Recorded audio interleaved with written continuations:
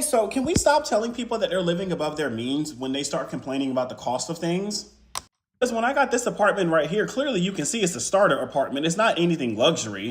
Clearly not anything luxury. Not luxury at all.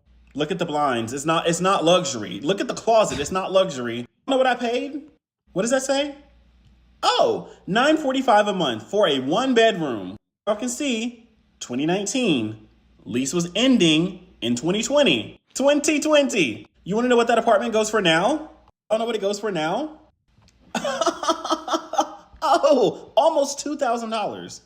Oh, why don't we just follow the advice of a boomer? Why don't we just purchase a home?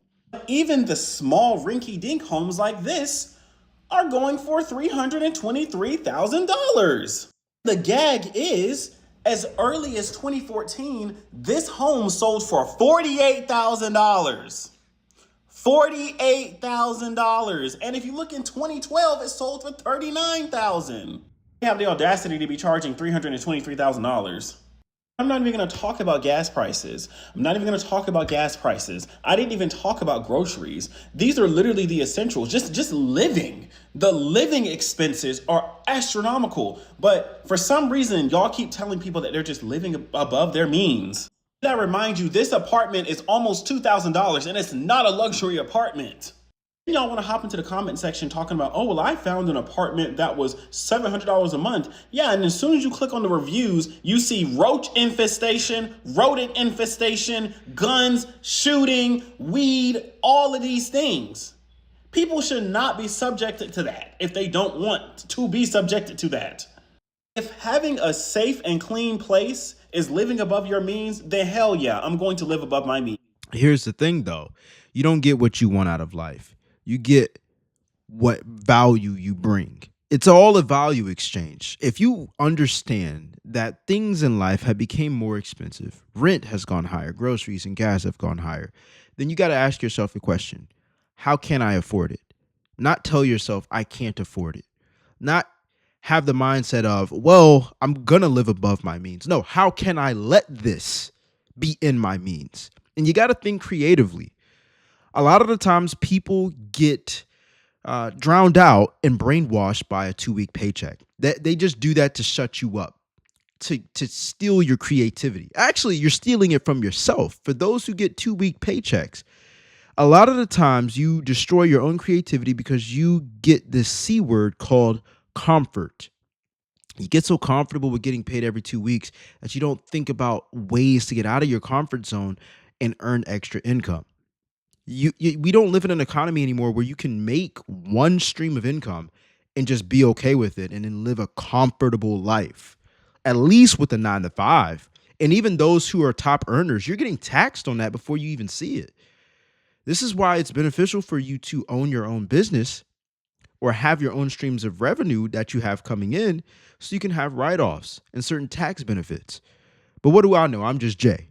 By the way, if you guys are interested with earning money by monetizing your own YouTube channel, join the Cashflow Creators Club. Link is in the description down below.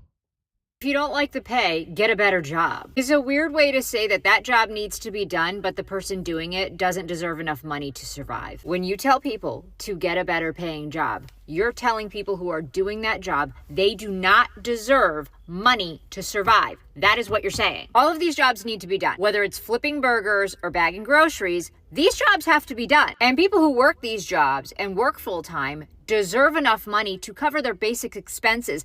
That's what minimum wage was meant for. If you think that minimum wage is just for starter jobs or kids coming out of high school, no, it was meant to cover basic expenses of a person. Oh, and if you think that kids should be paid less for doing those jobs, you believe in exploiting children. Clearly, those jobs need to be done, and if you're having children do them for less money, you're exploiting the labor of children. One of the things that we got rid of like 100 years ago. Every job, from bagging groceries to being a doctor, deserves being able to cover your basic expenses. Some countries give a stipend every month to people to pay for their basic expenses. They don't believe that someone should have to work to be able to afford a roof over their head and food in their stomach. But we're a country where we say, pull yourself up by your bootstraps. But we did say that minimum wage should cover all your basic expenses. As of today, May 9th, 2026, the federal minimum wage is still $7.25. Let me know in the comments. Could you survive?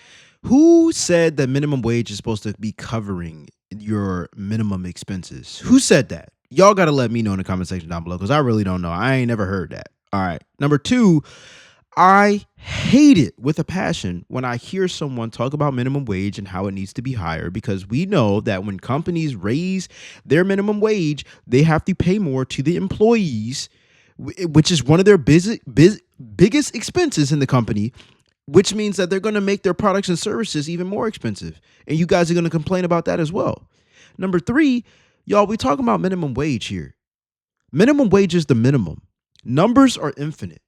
So many people are trained to just focus on what they can't get instead of focusing on who they can become. If minimum wage can only hit a certain floor, then that means infinite wage is infinite.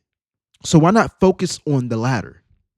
Why not focus on what you can be instead of what they're dishing out? It's because people are lazy. Straight lazy.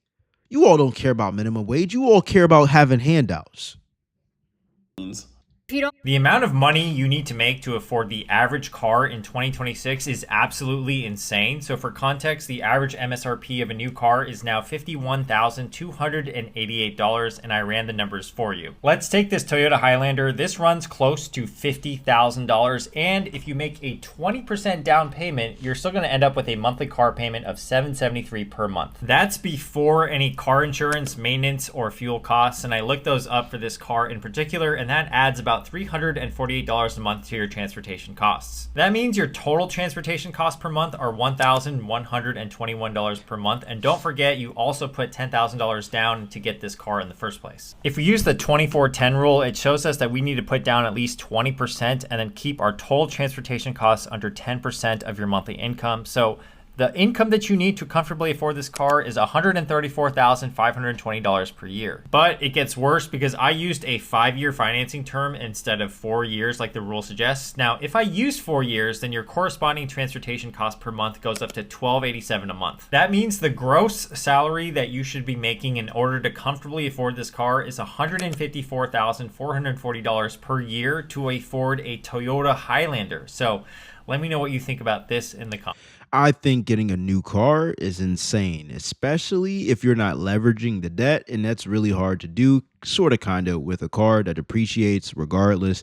Now, some people like to get a car note in order for them to leverage the money that they could have spent buying the car cash and then have it in a money market or have it in another investment where it's going to beat the interest rate. That's cool. Most people don't do that. Most people just get a lease, which is a total waste of money, or get a car loan and then they try to extend it to have cheaper payments. But that's insane. So many people get cars without focusing on how much the insurance is going to be, how much the maintenance is going to be. And this is what traps them financially. And they don't think about it until it's time for them to fork up more money or life becomes more expensive. And then they end up making TikTok videos talking about how bad the economy is. Bruh, in a bad economy, in a good economy, there are people who get wealthy. What do you have to say about that? There's no excuse. You have the information right here. You have the information right here. There are no excuses. Let me know what you think about this in the comment section down below. If you guys are interested with monetizing your own YouTube channel and having multiple streams of income, join the Cashflow Creators Club. Link is in the description down below. I'll see you guys on the next clip. I'm out. Let's get it.